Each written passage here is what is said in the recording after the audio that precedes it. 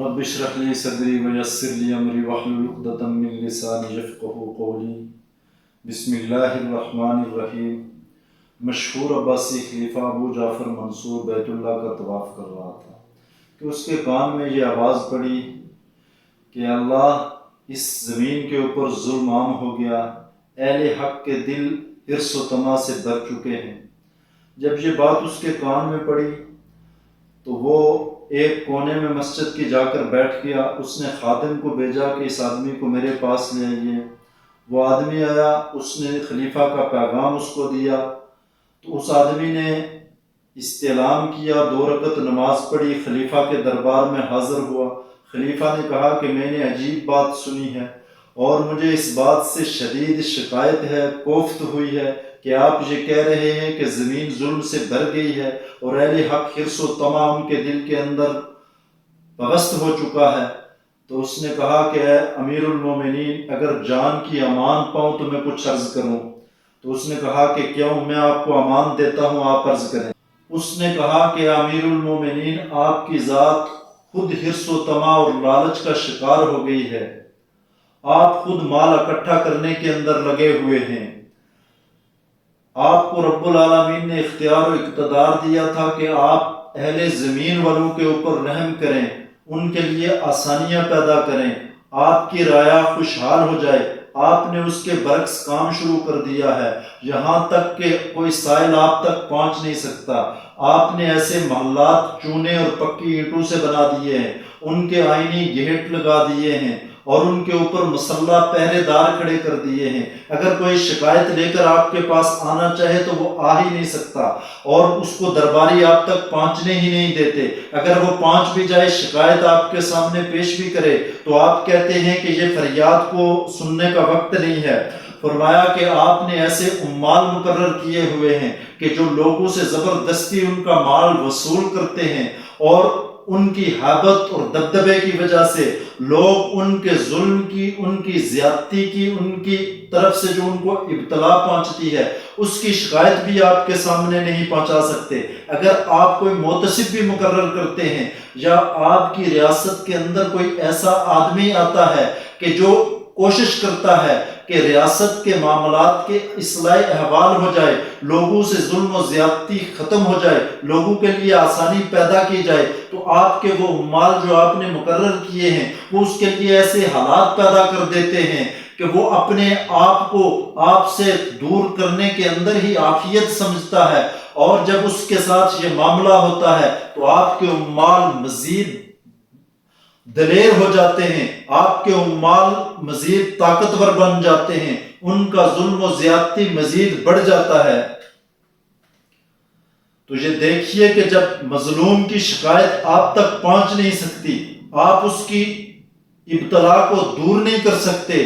آپ کسی حاجت مند کی حاجت روائی کرنے کے لیے نہ خود تیار ہیں اور نہ آپ کی ریاست کا کوئی کارندہ ایسا ہے کہ جو اس کی حاجت روائی کر سکے، تو کیا اختیار و اقتدار اسی لیے ملا ہے آپ کو کہ آپ صرف مال کو اکٹھا کریں؟ کیا آپ مال و دولت اس لیے اکٹھی کر رہے ہیں کہ آپ اپنی اولاد کو دے دیں گے؟ حالانکہ پیدا ہونے والا جو بچہ ہوتا ہے وہ پیدا تو ابتدا کے اندر ناتواں ہوتا ہے، مال کے بغیر پیدا ہوتا ہے، لیکن ہر لمحہ اس کے ساتھ رب العالمین کا سایہ عاطفت اس کے سر کے اوپر موجود ہوتا ہے، اور اسی سایہ کی وجہ سے وہ پروان چڑھتا ہے، یہاں تک کہ ایک وقت آتا ہے لوگ اس کی مثالیں دینا شروع کر دیتے ہیں۔ تو آپ مال کس کے لیے جمع کر رہے ہیں؟ اگر تو آپ مال اس لیے جمع کر رہے ہیں کہ آپ اپنی سلطنت کو مضبوط کر سکیں، لیکن آپ کی رعایا اس کے اندر پریشان ہو، آپ کی رعایا اس کے اندر بھوکی ہو، آپ کی سلطنت کے اندر آپ کی رعایا کے حالات ہر گزرتے دن کے ساتھ وہ دیگر گوں ہوتے ہوں، ان کو نانا شبینہ اپنی زندگی سانس کو برقرار رکھنے کے لیے وہ میسر نہ آتا ہو، تو آپ کی دولت کا، آپ کی عظمت کا، آپ کی شان و شکوہ کا کیا فائدہ؟ امیر المومنین، میں مختلف ممالک کے سفر کرتا رہتا ہوں۔ میں کچھ عرصہ پہلے ملک چین گیا، جب میں وہاں پہنچا تو مجھے یہ بات پہنچی، مجھے معلوم ہوا کہ یہاں کا جو حاکم اور بادشاہ ہے وہ قانون سے بہرا ہو گیا. میں بھی اس کے دربار کے اندر اس کو دیکھنے کے لیے گیا تو وہ اپنے دربار, جب اس کا دربار لگا تو اس نے رونا شروع کر دیا. تو لوگ اس کو تسلی دیتے تھے کہ آپ روئے نہ, آپ پریشان نہ ہوں. تو اس نے کہا کہ میں اس وجہ سے پریشان نہیں ہو رہا میری سماعت چلی گئی, بلکہ میں تو اس وجہ سے پریشان ہو رہا ہوں کہ اب کوئی فریادی اپنی فریاد لے کر میرے پاس آئے گا تو میں اس کی فریاد کو دور نہیں کر سکوں گا. اس نے اپنی ریاست کے اندر یہ قانون بنا دیا ہے کہ آج کے بعد میری آنکھیں تو صحیح ہیں, سلامت ہیں, کہ کوئی بھی اگر شکایت لے کر آنا چاہے تو فرمایا کہ وہ صرف فریادی سرخ کپڑے پہنے گا, ایک مشرق ہو کر اپنی رعایا کے ساتھ یہ معاملہ کرتا ہے. اور آپ اس کے برعکس اسلام کے خادم ہونے کے باوجود, نبی کی اولاد میں سے ہونے کے باوجود آپ کا طرز عمل, آپ کا رویہ یہ ہے, آپ اپنی رعایا کے ساتھ اس طرح کا طرز عمل اختیار کیا ہوا ہے کہ ان کا جینا مشکل تر ہو گیا ہے. آپ کے سامنے بنو امیہ کی مثال ہے, ان کو ان کے نہ مال نے بچایا, ان کی نہ ان کی سلطنت ان کو بچا سکی, تو آپ کو بھی آپ کا مال, آپ کی سلطنت نہیں بچا سکتی. اے امیر المومنین, اگر کوئی آپ کو برا بھلا کرے تو آپ کیا کریں گے؟ آپ تو اس کو صرف یہی سزا دے سکتے ہیں کہ آپ اس کو قتل کر دیں گے, لیکن وہ شہنشاہ عالم, وہ شہنشاہ اعظم, وہ خلاق کائنات جس نے آپ کو یہ سلطنت عطا کی ہے, جس نے آپ کو اس سلطنت کا حاکم بنایا ہے, جس نے آپ کو بادشاہت سے نوازا ہے, تو اس نے وہ اس بات سے زیادہ آپ کی طاقت سے آپ کے اوپر قادر ہے کہ جس نے آپ کو سلطنت دی ہے وہ صرف آپ کو قتل ہی نہیں کر سکتا بلکہ وہ آپ کو اس سلطنت سے محروم کر کے آپ کو دائمی عذاب میں مبتلا کر سکتا ہے. لہٰذا آپ کے لیے یہ ضروری ہے کہ آپ ایسے کام کریں, آپ ایسے امور سر انجام دیں, آپ ایسا اپنی سلطنت کا نظم بنائیں کہ آپ کی سلطنت کے اندر آپ کی رعایا کے لیے ایسے حالات پیدا ہو جائیں کہ وہ خوشحال ہو جائیں, ان کی ضروریات پوری ہو جائیں, وہ اپنے اعمال اور اخلاق کو سنوار سکیں. یہ تب ہی ہوگا جب آپ ان کے لیے آسانیاں پیدا کریں گے. یہ ابو جعفر منصور 95 ہجری کے اندر بنو عباس کی خلافت کا دوسرا خلیفہ بنا اپنے بھائی کی وفات کے بعد, اور یہ وہ خلیفہ ہے کہ جو علم کے اعتبار سے, جو تقوی کے اعتبار سے, جو عمل کے اعتبار سے اس وقت بلند ترین مقام کے اوپر تھا. اس کے باوجود نصیحت کرنے والا اس کو یہ کہہ رہا ہے کہ تیرے اندر حرص و طمع, لالچ بھر گئی ہے. آج اگر اس سلطنت کا کہ جس کے دور کے اندر اسلامی ریاست بڑھ رہی ہے, پھیل رہی ہے, رعایا خوشحال ہو رہی ہے, لوگوں کے اخلاق اور کردار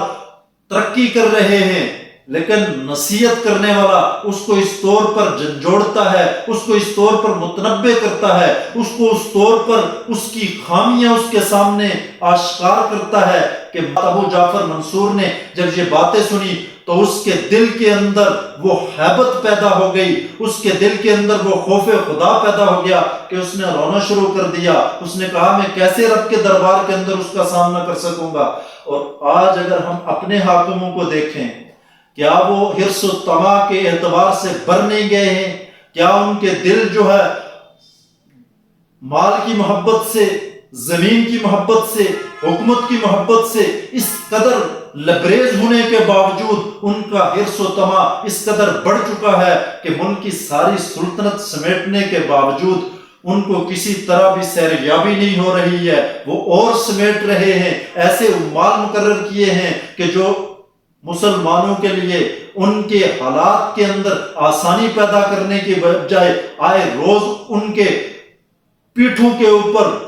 ظلم کے, زیادتی کے, مہنگائی کے ایسے کوڑے برسا رہے ہیں کہ ہر آدمی کی چیخیں نکل رہی ہیں. کیا انہوں نے رب کے دربار کے اندر حاضر ہونا نہیں ہے؟ کیا ان کی اعمال کی جواب دہی نہیں ہوگی؟ کیا یہ اس خلاق عالم کے سامنے پیش نہیں ہوں گے؟ اگر ابو جعفر منصور کو اس وصیت کرنے والے کی وصیت نے جھنجھوڑ کر رکھ دیا تو مجھے اور آپ کے لیے بھی یہ وصیت ہے کہ اگر مجھے اور آپ کو کوئی اختیار ملا ہے, کوئی ذمہ داری ملی ہوئی ہے, تو ہمیں لوگوں کے لیے آسانی